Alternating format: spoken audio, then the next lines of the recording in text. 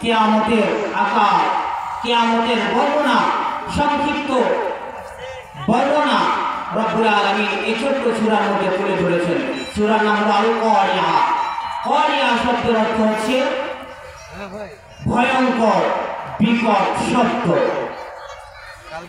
রব্বুল আলামিন এই শব্দটা দেওয়ার জন্য একজন ফেরেশতাকে নির্ধারণ করেছেন।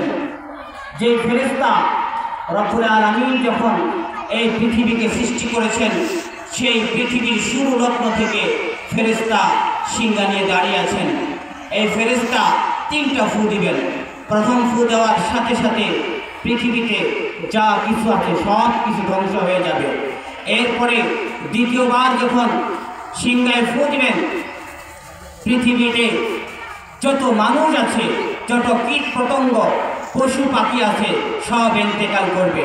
এরপরে তৃতীয়বার যখন সিংহায় ফু দিবেন, ফু দেওয়ার সাথে সাথে সাইয়েদনা আদম আলাইহিস সালাম থেকে নিয়ে মুহাম্মদুর রাসূলুল্লাহ সাল্লাল্লাহু আলাইহি ওয়াসাল্লাম পর্যন্ত যত মানুষ এসেছেন সকল মানুষ ইন্তেকাল করবেন।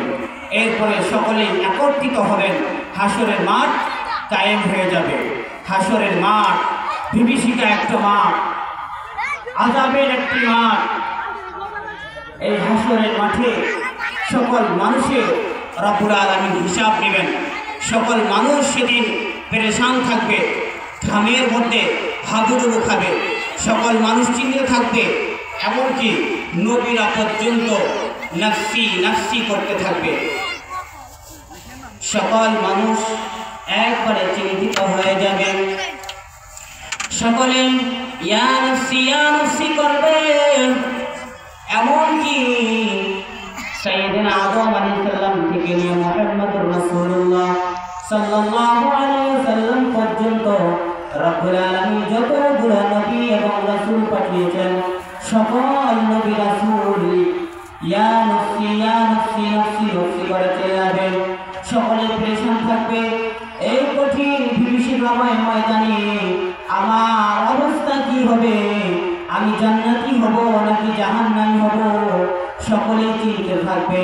সকল উম্মতেরা পেরেশান থাকবে। তাদের শরীর থেকে শুধু ঝরঝর করে ঘামগুলো পড়তে থাকবে।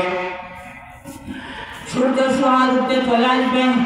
আসার পরে সকল মানুষ, সকল নবী উম্মতেরা একবারে পেরেশান থাকবে। পাগলের মতো হাসরের মাঠে ছটফট করতে থাকবে। কোথায় গিয়ে কোথায় যাবে, কোথায় গিয়ে নাজাত পাবে, কোথায় গিয়ে প্রতিদান পাবে।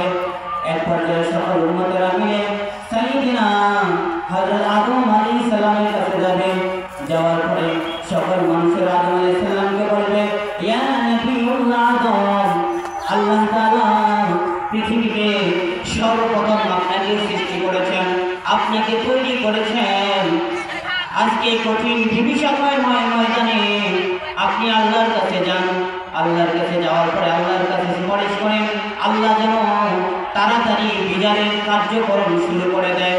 কারণ হাসরের বিভীষিকাময় অবস্থা, যে কঠিন অবস্থা, আমরা কেউ এই আযাব সহ্য করতে পারবো না।